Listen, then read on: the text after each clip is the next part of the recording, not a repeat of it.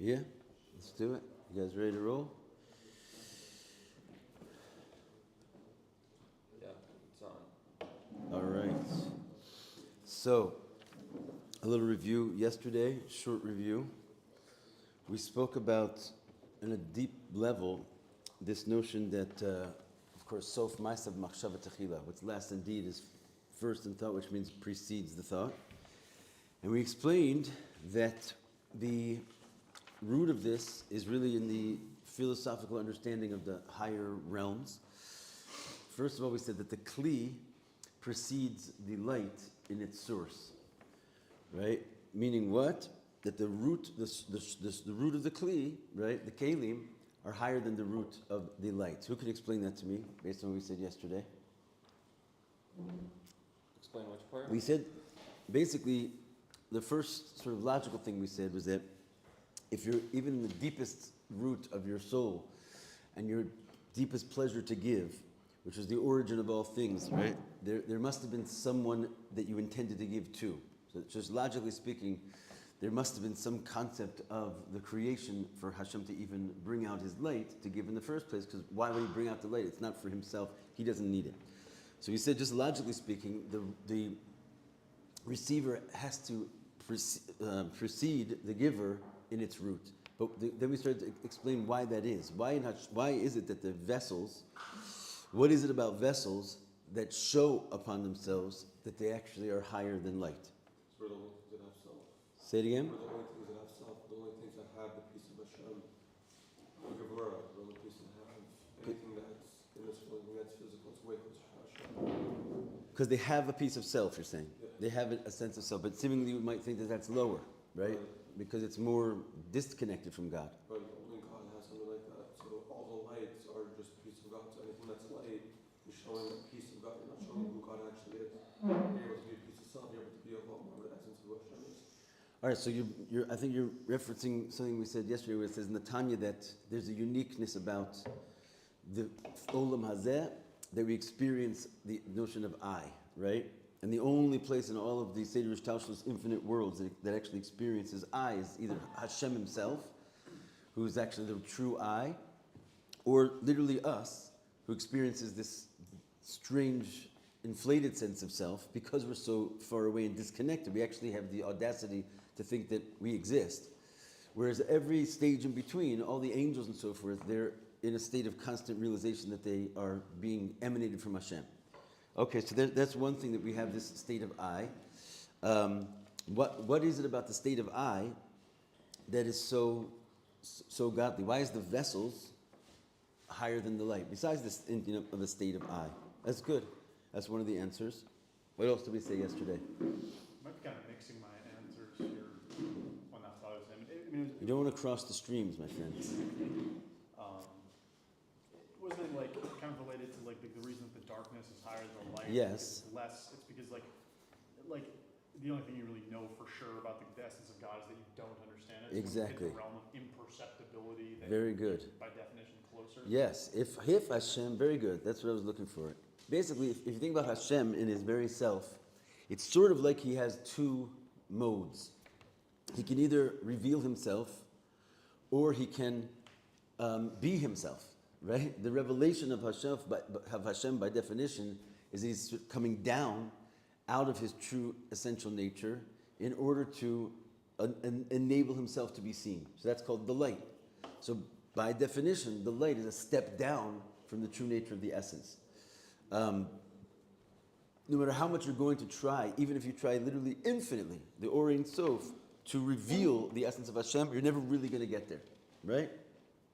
So the essence of Hashem, therefore, is this essentially dark, unknown thing, and it has to remain like that, seemingly. So therefore, if Hashem wants to show us that side of himself, he's not incapable of revealing his actual self. It's just that when he does so, it looks like something you can't see and understand, right? It looks like darkness.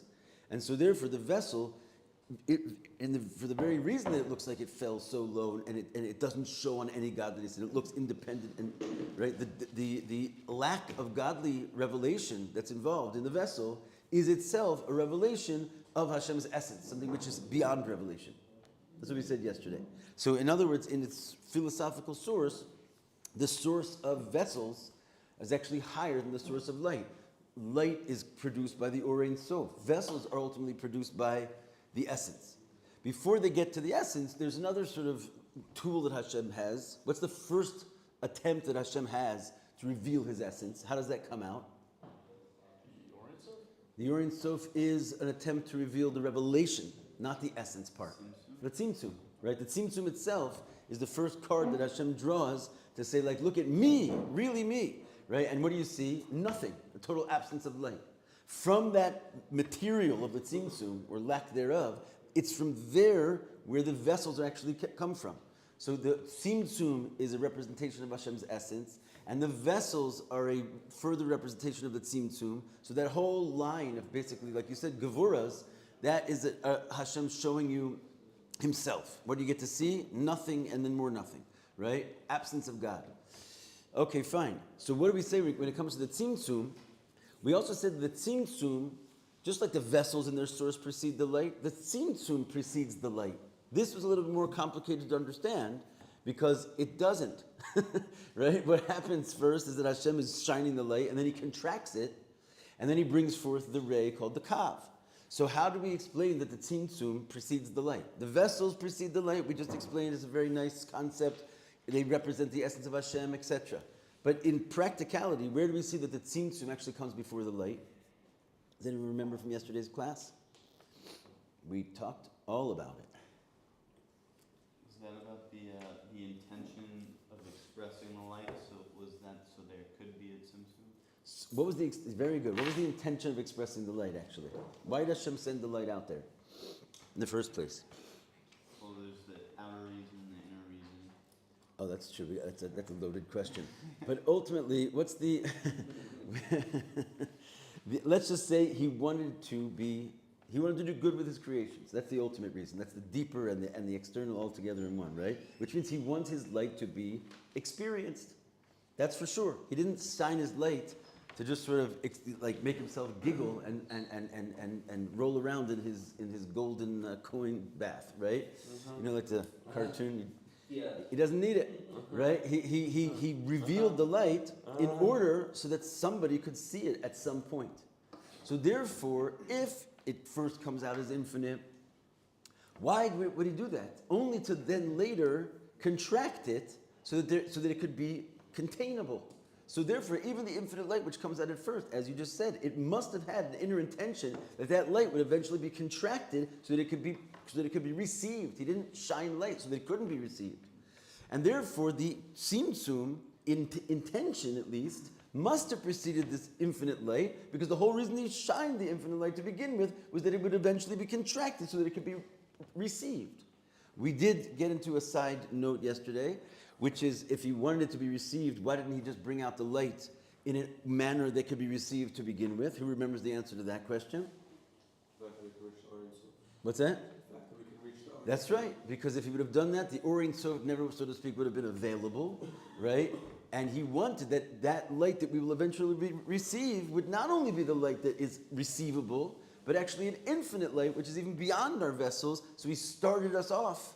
He started the creation off in a realm which was completely beyond any potential to be received, only to then contract that, enable us to receive sort of stage one, and then eventually when we fill ourselves up with stage one, we can even receive stage two, the infinite light. So, like, just sorry to clarify that, like, so that's instead of just, like, if there's a drop in the ocean, instead of just making a drop on its own, because Right. you end up with a drop out of the way. Exactly. Making the ocean, then pulling the drop out. Then pulling the drop out, and then That way you can get back to the ocean. that way you can get back to the ocean. And the Rebbe explains at great length in other places. We actually learned the Maimer together in Shavuos, that the fact that the drop itself, the finite light, was born and found its first state of expression inside of the infinite ocean means it already had that infinite ocean light inside it. It's what it was. It's what it's made of. So it's not a foreign substance. That's the only way that infinity could ever actually merge with this world, is because it's not something that it's like we were already born in an infinite space. So all we have to do really is dig down to the depths of the origin of this drop, which is actually a piece of this ocean, in which case it's not something that we have to import, which is foreign to our nature. We can remember it. We're kashered, so to speak, to have that experience. Very good. Okay, without much further ado, let's go into the next chapter, which is chapter Vav. Everyone has the page. Yesh, we want to connect this. Let's not forget this is a Yud Beis Tammuz Mimer, and that is the Frierdiker Rebbe's birthday. And therefore, in this year, which is 1964, the Frierdiker Rebbe is turning 84 years old. And they start to read the next chapter of his birthday, right? Everyone has a birthday Tehillim, you know what that is, right? You read your chapter, your age plus one. So the Rebbe was turning 85 that year. And the Rebbe wants to connect this. So he says in this chapter of Tehillim, 85, where the Rebbe is kind of moving into this chapter, there's a pasuk, Tzedek lefanav yahalech, v'yasem l'derech pa'amav, right? This is, the chapter explains that righteousness will walk before him, and he will v'yasem l'derech pa'amav, and he'll put his footsteps on the path. This is the verse that we're going to be focusing on just for a short time, in conjunction with that year of the Rebbe's Tehillim. So once again, righteousness will walk before him, and he'll place his footprint, or what did I say before? Footstep on the path. Isa b'Zohar, uvakisvei Arizal. It says in the Zohar and the writings of the Arizal, and it's brought in the Rishimos of the Tzemach Tzedek on Tehillim, the Tzemach Tzedek's notes on Tehillim. The Tzedek kai al Sfiras HaMalchus. This word Tzedek in this pasuk refers to the sphere of Malchus. And the idea is through tzedakah, the sphere of Malchus gets raised higher and higher, right? Which until it gets to the point that it's walking in front of him. Remember, tzedek lefanav yahalech means righteousness will walk in front of him. What is righteousness? It's the union of tzedakah. What have we been explaining this whole time regarding the idea of the receiver? Right? When you do tzedakah, it means you actually give the money to the poor person receives the money. That act of receiving now taps into what we call the sof maisa, right? What's last indeed is really the actual reception on the part of the receiver. That already goes up where? Before the beginning, before the origin of the giver. That's what we just had a whole class just now, explaining how the source of the vessel and the source of the tzimtzum is higher than the source of the light. In order to understand that when you give tzedakah, and the idea is that someone actually, the mitzvah actually gets contained inside of the receiver, you automatically trigger this source which is even beyond the giver. So therefore it says tzedek lefanav yahalech, that the tzedakah goes and walks before him. Who's before him? Before the actual mashpia, the giver of the tzedakah. And we're talking about, it refers to the sphere of Malchus. The tzedek refers to Malchus. What is Malchus? The receiver. Right? When Malchus actually receives, when the light comes all the way down to Malchus, right? Which is an union of hashpah. But Malchus then contains the shefa. Something gets triggered, the tzedakah is actually given, and suddenly Malchus rises up and goes in before the root of the shefa itself. You get that? Yoshua. The Hainu shetisal l'mayla mizah. Who's the giver in this capacity? Zah, right? Zah is generally called the male. Malchus is the woman. Zah is the giver. Malchus is the receiver. When you get to tzedek, when the male actually gives and the receiver receives it, then it triggers that the receiver goes higher than the giver. That's what it means lefanav.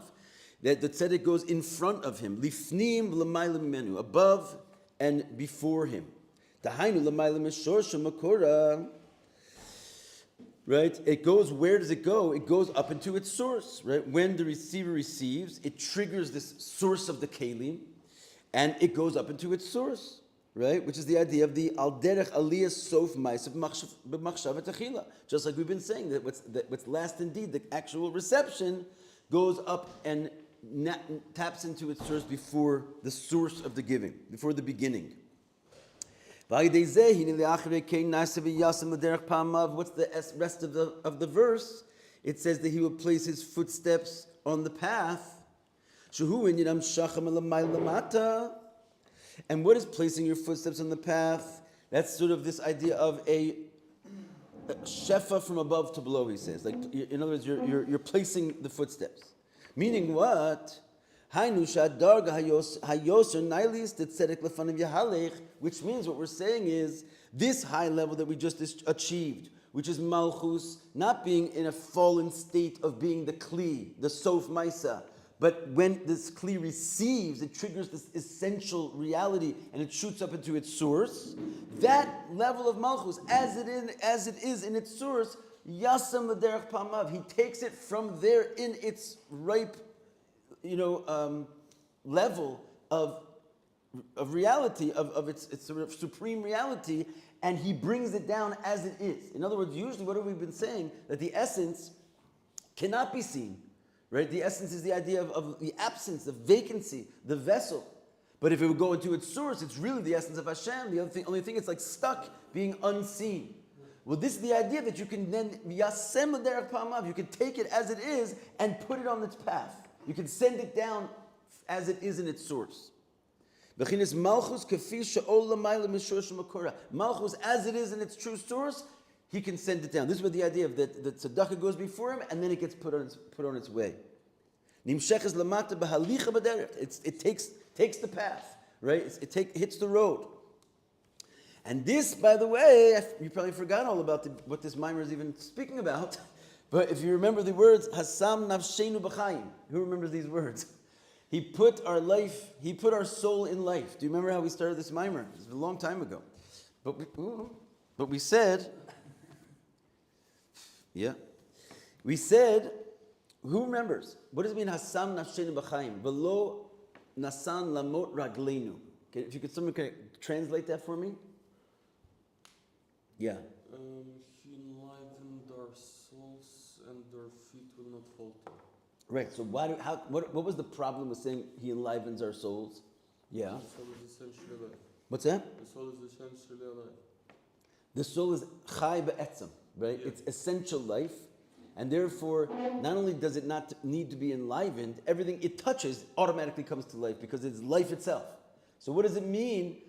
By the way, Hassam Nashim B'chaim was one of the Divrei HaMaschil of the Maimarim that the Frierdiker Rebbe originally said on the original Yud Beis Tammuz. That's why we're discussing this, because he was essentially thanking God that his life was spared. And the simple meaning, it means you spared my life, right? You put my soul in life. But the Frierdiker Rebbe goes on to explain that he actually gave life to the soul.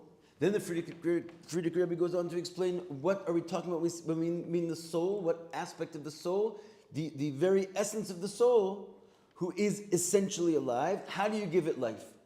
So we started to explain that there's this new level of life, right? Which is beyond, like something beyond essential life.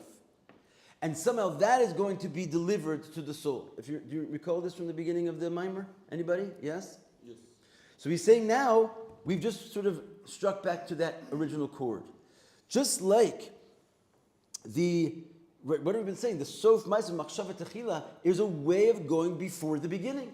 If you want to say that the soul is Chai Be'etzem, it's essential life, you can say that's like the Orein Sof, like in its highest levels, right? But there's something which is even preceding that, but usually that thing which precedes it stays in a state of concealment. It doesn't come out, it doesn't engage because its job is to be unrevealable.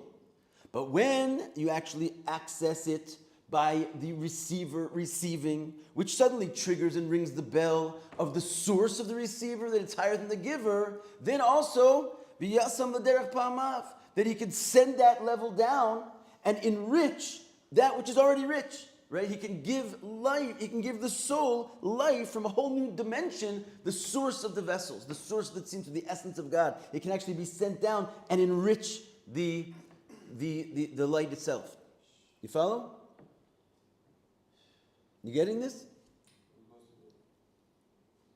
So this is like the idea of Hassam Nafsheinu B'chaim, which refers to also, by the way, Nefesh, right? Kai Gam al Malchus Shenikros Nefesh. The Malchus is also called Nefesh, right? So basically, the idea is that you can take this Nefesh, which is Malchus, and give it life, put it into life. Poel Shelo Nasan Lamut Raglenu. And what does it affect? that your feet don't falter. In other words, that again, the feet is the idea of same thing we said. You place the you place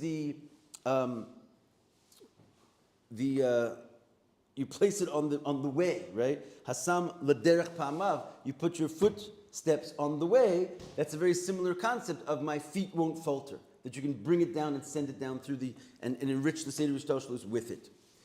Okay, so this is the pasuk in Tehillim that he sort of connects. It's kind of a handy thing it's the exact same concept of what we're talking about. That year, the Frierdiker Rebbe, going on to Oz Zayin. Question?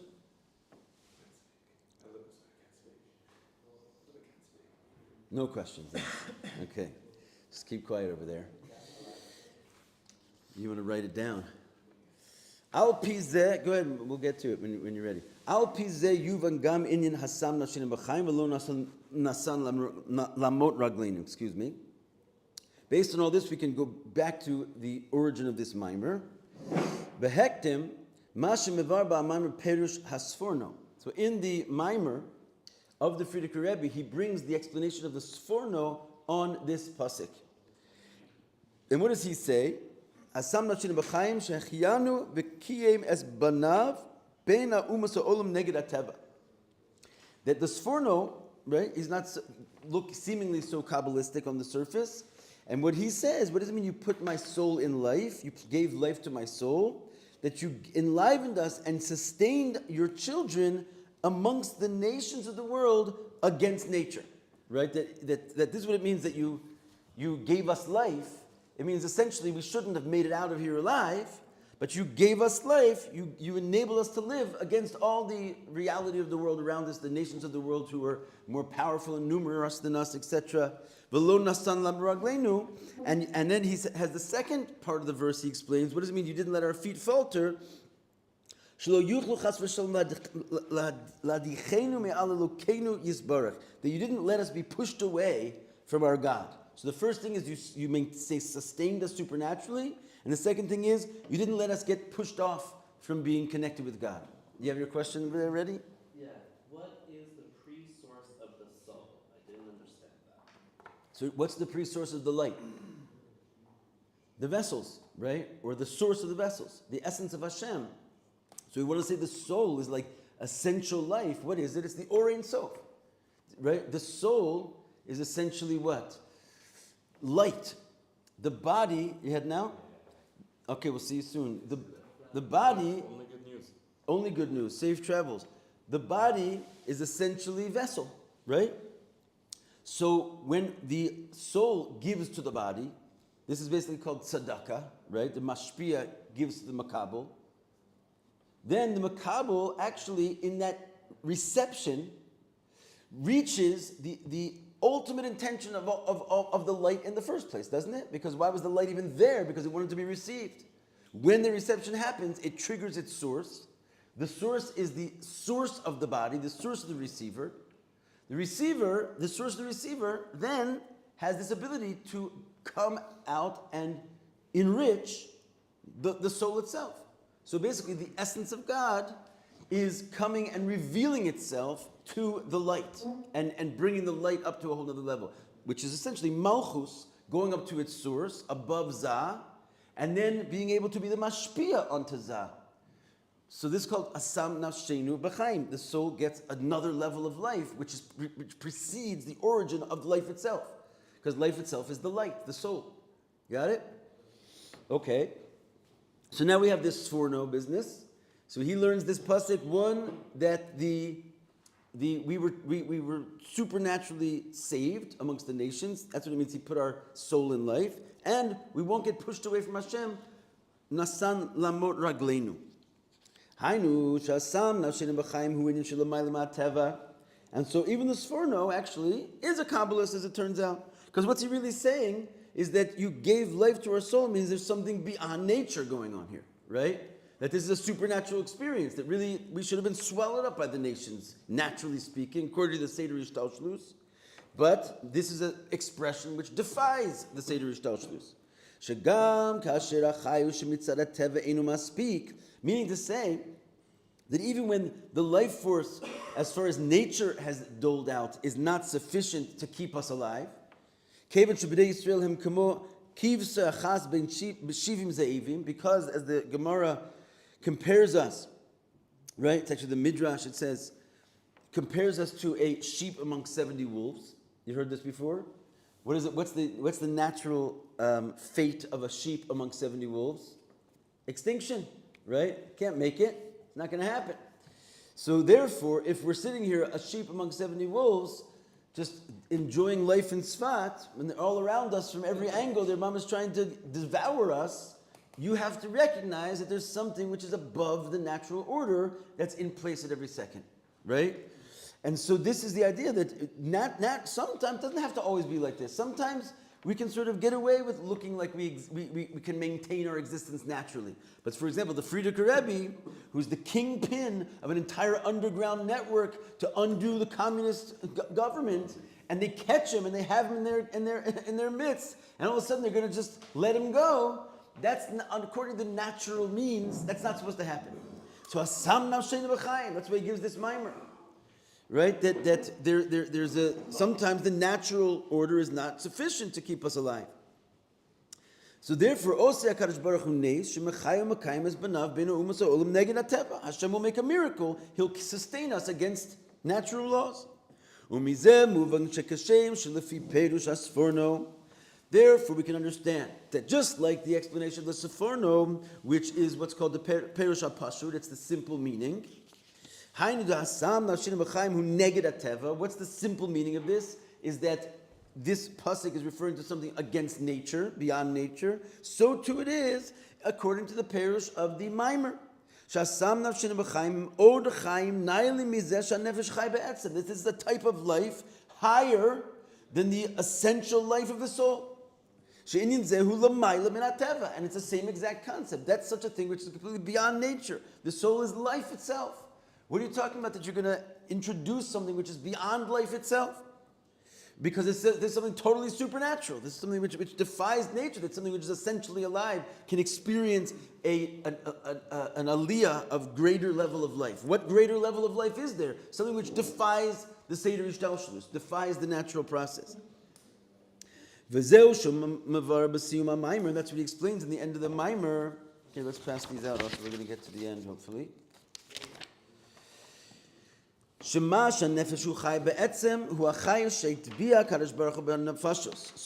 this is where we see that this adding life to the soul is above nature, according to the Frierdiker Rebbe's explanation, because the Frierdiker Rebbe himself explains that the soul is essential life.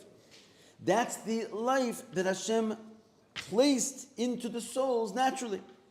That's the nature of a soul, is that it is essential life. When Hashem created the nature of an apple, He made it sweet and red and green. When He created the soul, He gave it a nature of being life. Right? That's what the soul is. Its nature is life.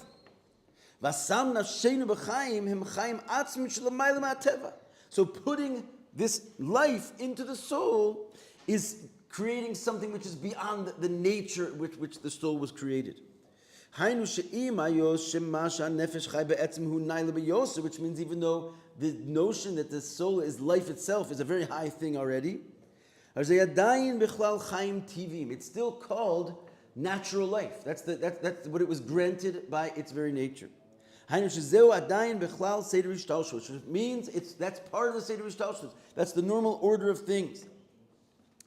What? It's the Madriga Nailis B'Seder Ishtalshlus. It's just a very high level of the Seder Ishtalshlus, and this is what we're saying. It's called the Reishis in the beginning of the Seder Ishtalshlus, like we've been saying the whole time, that that the beginning is wedged in the end, and the end is wedged in the beginning. Yes, it's true that from the final act, not the reception, but the final act, you can already experience the origin of the origin of the origin up into the drop of light of the Or Ein Sof, and vice versa, right? That in this process of revealing the essential mercy, which then brings down to the will, then to the intelligence and the emotions and the thought and the speech and the action. That whole thing is a process called the Seder Ishtalshlus, and it ends with, let's say, the soul inside the body. But it starts off with the essential life of the soul, but it's really one process of a natural order. And so yes, this essential life of the soul is at the top of that natural order. It's called the beginning. But this whole mimer is showing us a way to go beyond the beginning, which is called above the Seder Ishtalshalus. Nosaf l'zeh yesh od chaim naili. Yot mizeh, there's even higher life than the Ishtalshalus. And that is what? Chaim shelamayli ma'teva. Life which is beyond nature. L'mayli m'seder Ishtalshalus. And this is what we mean, machshava techila, right? What goes before the machshava, turning the page. The beginning, not the beginning of the machshava, but what precedes the machshava. The thought. And then it comes to the point that he doesn't let our feet falter. What is the second concept in this verse?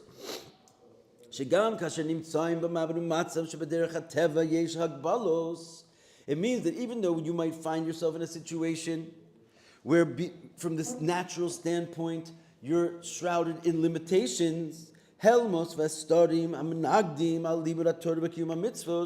that you might find yourself in a world which is filled with concealments and opponents which are holding you back from learning Torah and doing mitzvahs, like it was in the days of the Frierdiker Rebbe, very obviously. There's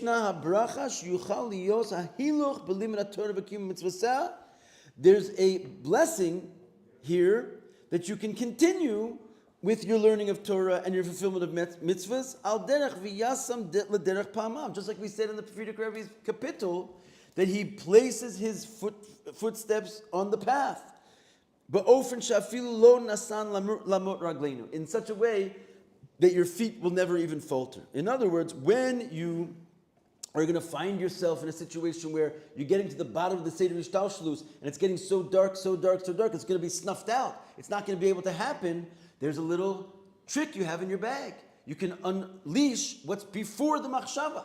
And what's beyond the Seder Ishtalshalus happens, it enriches the Seder Ishtalshalus to be able to overcome any natural predators and any natural concealments that would be part and parcel of a Seder Ishtalshalus difficulty.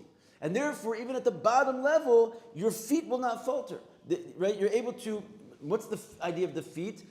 That which would prohibit the will of the giver to actually express itself, because as you get, there's limitations, there's wolves around trying to tell you, don't give, I'm going to devour you.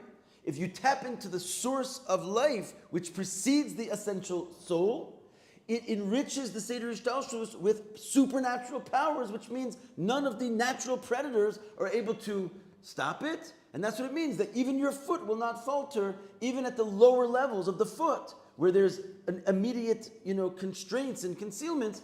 The supernatural nature of what's been donated to you will make it so that you can pass the test. Following? Al pi hayidua, and this is known. So if you, now he's telling you the trick. How do I tap in to this essence of God in such a way that I can draw from higher than the Seder Ishtalshalus? I want in. This sounds good. I want it so that the 70 wolves can't affect me, and that nothing can stand in the way of my performance of Torah mitzvahs. No concealments, no depression, no bad thoughts, nothing, which is natural, right? But tap me into the source where even my feet will not falter. Move on. Sham shacham l'mayla. So if you want to tap into, he places life for the soul, you have to do something in your world of divine service down below, which is comparable, right? Which will trigger it. And what do? It's, so to speak, simple, except it's really not. Which is that you have to serve in such a way which is above your nature. You have to do something a little bit crazy. You have to go beyond what would your natural cycle would be. You have to even go beyond the nature of the godly soul. Because the godly soul itself has a nature.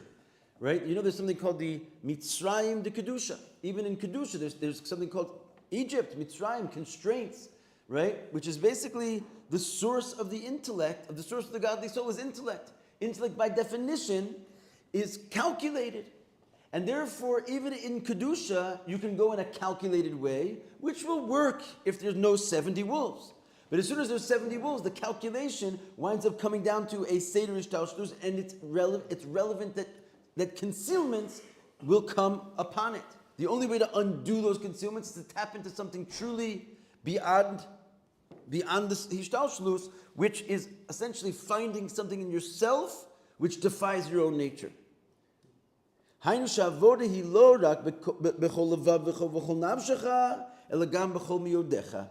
we basically remind ourselves many times a day that you can't just serve Hashem with your whole heart, your soul even, but b'chol mi'odecha, right? You have to go to a place of basically sort of madness, that you defy the limitations of yourself. The cave, and by the way, the Rebbe points out in many places, it says b'chol mi'odecha, which is a singular. You have to go beyond your limitations. Going beyond your limitations might well be within the limitations of someone else, right?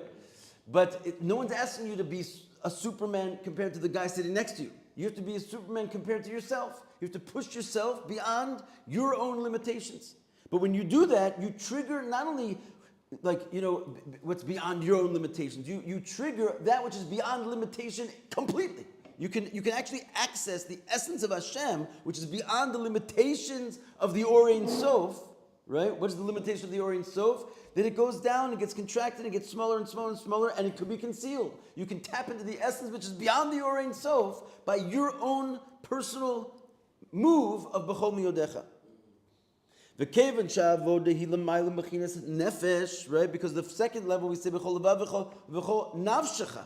Nafshecha is your nefesh. We just got through saying Hasam nafshenu b'chaim. You have to go beyond the nefesh, right? Even b'chol nafshecha. Even if you get your whole nefesh going, there's a level above it, right? The nefesh which is chai be'etzem, and through this nimshach gam l'mayla chaim nailim mizesha nefesh chai be'etzem. You too can drag into yourself Hasam b'derech pa'amav. You can bring from that essential level down into your path something which is beyond what's called chai be'etzem, even the essential life of the soul. And that's what it means, Hasam nafshenu b'chaim. Right? Ultimately, we explained the mimer. Lo nasan lamot ragleinu. When you place this extra measure of infinite reality upon yourself, what does it lead you to? That your feet will not falter. Those feet, which are the ones who usually falter, because they're in the realm of being concealed, and that's the part of you which can get dragged down in the mud. If you could tap into this power with it right there on your fingertips, no one's stopping you from being b'chol miyodecha at any time you want. It's an amazing gift that we have in this world. You can just push yourself a little bit beyond what you want to, and suddenly you're going to drag in an infinite power which makes you be able to overcome all obstacles. This is a very practical reality. This is how we do it. This is how it's done. And in conclusion, we have some time. And from here it's understood when it comes to the Rebbe, who is called the Bala Geula, the one who was redeemed, and the Bala Simcha, that he served in this way of Mesiras Nefesh. In other words, he is the story that we're describing how he conducted himself in this prison state. Which means even accordance with the Rebbe's own Seder Ishtalshlus, which you can imagine is a pretty mighty situation, right? Even if the Rebbe was already hitting it on all cylinders, and he was complete, and his soul was b'chol nafshecha, you'd think that's a pretty incredible level in its own right. But the fact is the Rebbe himself went beyond his own boundaries, beyond his nefesh, right? And this is above the chayis of the nefesh. That's called Mesiras Nefesh. This is where the word Mesiras Nefesh comes from. How do you get to go beyond the nefesh, which is the source of your life? By Mesiras Nefesh, right? Giving it over and pushing yourself to a point which is beyond what your soul can handle. B'chol miyodecha, just a little bit. Just b'chol miyodecha, in a lashon yachid, in a singular, just beyond what you think is possible, right? Which is the reason Hashem gave you those boundaries of what you think is possible, because they were there to go just beyond them. You too can affect this reality that your soul is going to be superimposed upon it, its true source, the source of the vessels. And by the way, it kind of goes together with what we were saying the whole time about the receiver, right? if you're going to go into this state of Mesiras Nefesh, if you're going to go b'chol miyodecha, what actually causes you to do that is a certain deep internalization of the truth, right?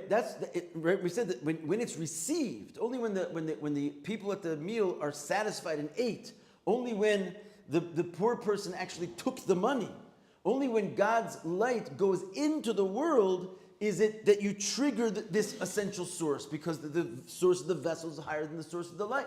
So when you're having Mesiras Nefesh, what you're really saying to Hashem is, yeah, I get it. I took the medicine.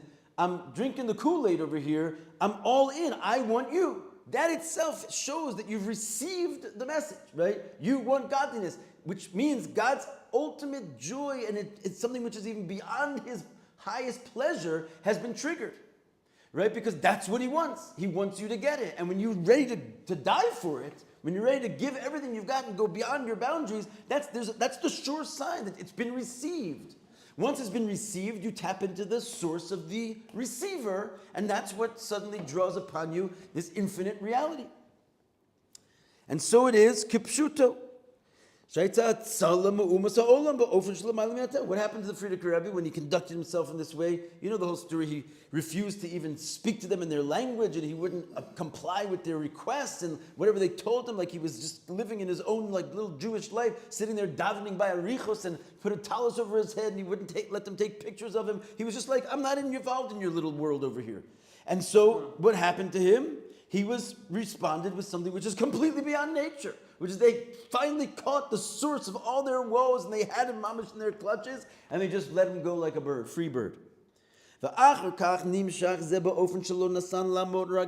then this comes out in such a way that even our foot will not falter. And what does the Sforno say? Again, we're going back to the Pshat. That we cannot be pushed away from our God, blessed be He. And what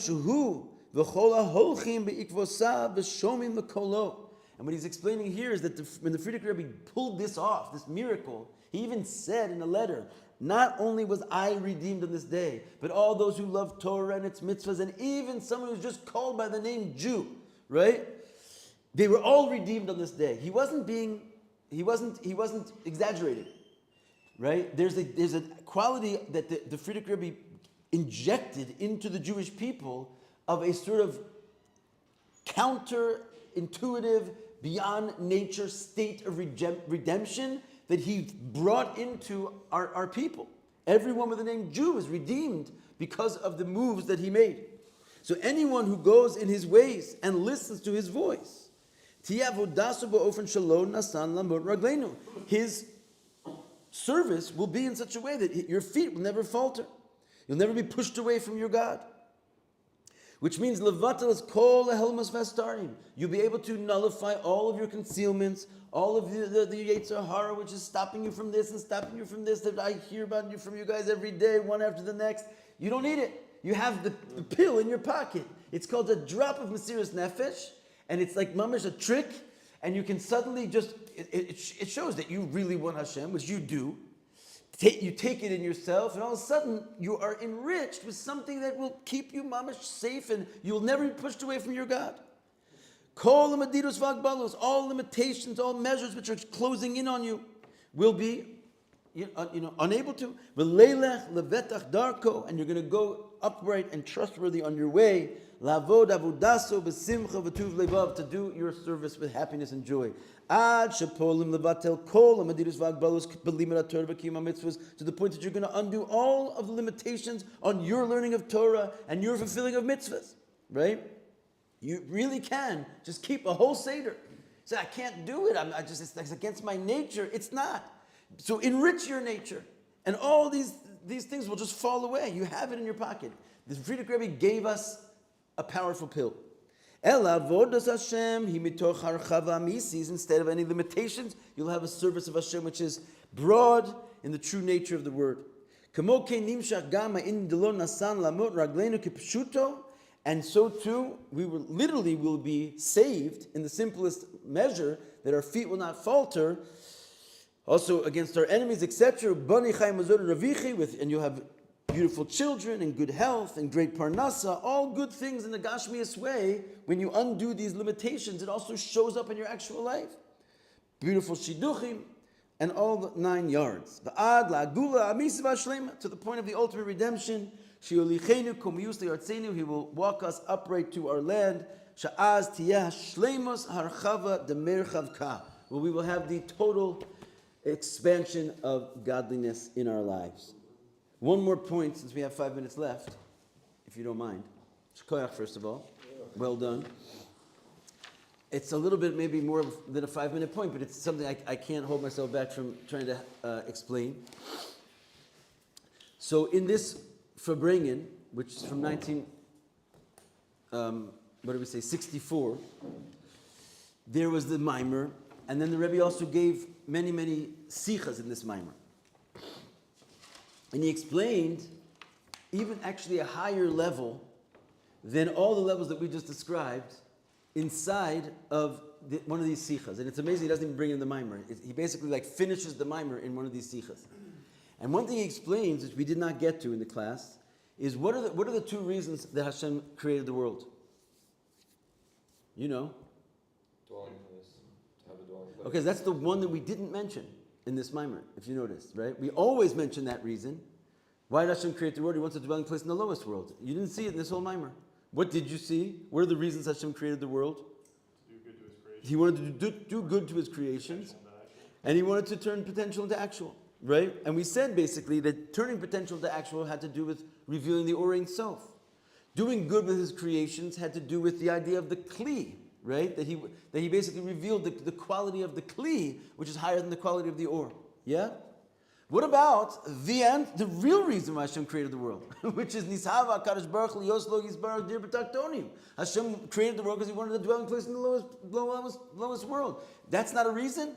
That's the reason that we actually paskin by. That is the reason Hashem created the world. These reasons over here, ultimately we say that they're not good reasons. Neither of them. These are reasons that come from the Zohar and the Eitz Chaim. Why are they not good reasons? Because the real reason Hashem created the world says Nishava Kadosh Baruch Hu. What does the word Nishava mean? Nishava. From the word Taiva. What does Taiva mean? That we know. Yeah, it's like an intrinsic desire, right? A Taiva is like, I just want this piece of meat and I just can't, nothing's going to stop me. It's like an essential pleasure. And it says on a Taiva, you can't even ask a question. And when somebody has a taiva, I want this wife, I want this house. Why? Why does not apply. There is a why sometimes, but in a taiva, there's no why. And so what do we actually say? What is our true belief? Why did Hashem create the world? Because he desired it. According to the reasons we said before, there's actually a reason he created the world. It makes sense, right? So in other words, what he winds up saying over there, again, I'm with my 1-minute countdown over here, he winds up explaining that when it comes to light, for Hashem to reveal light, there's a reason for that, right? Because essentially, the light is a revelation of his potential to his actual.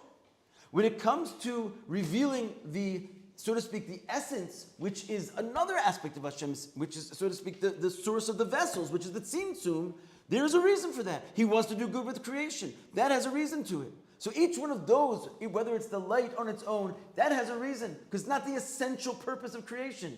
It's a lower purpose of creation. It's just light. Or there's a vessel that he wants to create, which is the aspect of Hashem revealing, so to speak, his dark side, which is really a higher version of the essence. That also has a reason. He wants to do good with his creation. He wants to make the kli. But both those things are, so to speak, reasonable. They make sense.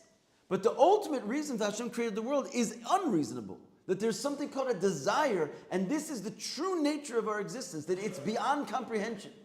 And this he is hinting to it in here. But when you tap into the true nature of reality, you can. Why is it important for us to know that Hashem created the world with no reason? It's just a pure desire. Because that level of Hashem's pure desire, we can access when we make a dir b'tachtonim. Which means what we're doing is accessing something which is beyond any reason. If you're accessing Hashem as he is contained by reason, what did we just get through saying about reason? Reason is limited. Any reason is limited. It's like even the reason of the kalim, which is higher than the light, it's still a reason for it. But the true nature of Hashem, which is completely beyond reason in every way, thank God He created the world with that unreasonable state, which means it's accessible to us. In other words, don't be forlorn that the world is here for no reason. That's not what we mean. We mean that because what you can do in this world can access to you to a place in God, which is His true taiva, His unreasonableness. And how do we do this? Essentially through the process that he's explaining over here. He gets more into that in the Sikha, but for another time. Anyway, Ad Kan. Shkoyach.